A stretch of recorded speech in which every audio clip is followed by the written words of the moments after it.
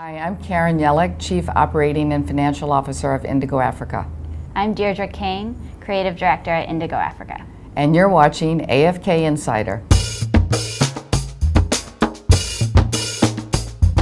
The first time that I went to Rwanda, I had already been working with Indego for a year or so, and so going there was something I had been looking forward to a really long time, but I was nervous about meeting all these women that I had been kind of working with through proxy for a while.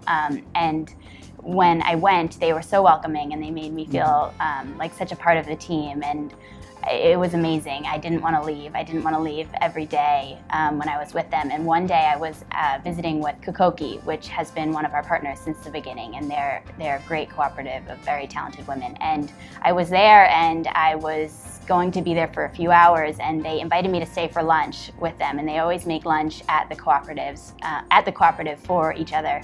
And they made lunch. They invited me to stay. We sat around. We put all of the work away, and business was put on the table for then. And they asked me about my family and my life back in the States, and they shared their food with me. And it was just such a special moment because it went beyond the work that I was there to do and my identity with Indego Africa, and they really wanted to know about me as a person, and I was able to learn about them as women and about their families, and it was such an intimate moment, and I will never forget that.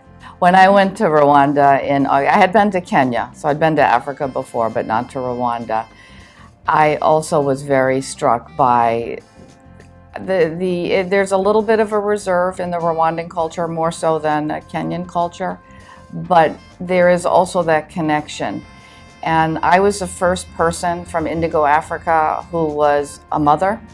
And I brought pictures of my kids, and they were very interested in seeing and talking to me about being a working mother. And we talked a lot about raising children and being a working mother and, kind of juggling everything.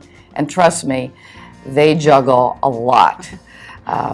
Very impressive how they can kind of pull it all together. And I brought some soccer shirts because that's kind of an international language, right? Soccer. And they were from my son's collection of all the sports teams he'd been on. And so I let the president of every cooperative pick which soccer shirt they wanted. And Emiliana Kukoki chose Eric's soccer jersey from his high school team, and her son, who was much smaller, wore it, and she sent me a picture of him, and that was very poignant for me. That's a good question. Pretty much all of our most popular jewelry we are always selling out of very quickly.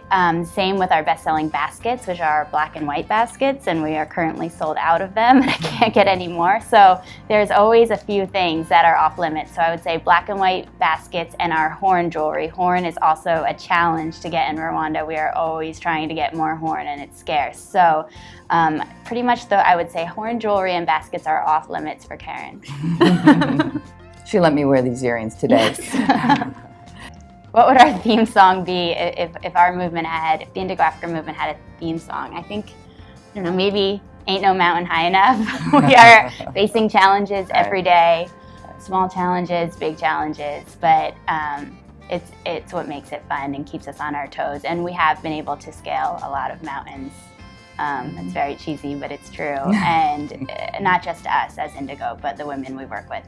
That's really our mission, is to help them, get out of poverty, to help their families, to provide education and skills that they would otherwise not have access to. Indego's vision moving forward is to scale our success. We really are at a very poignant moment in our history. And as we move forward, we want to ramp up sales even more, increase the number of artisans we're working with, retool our education programs, and expand into another African country.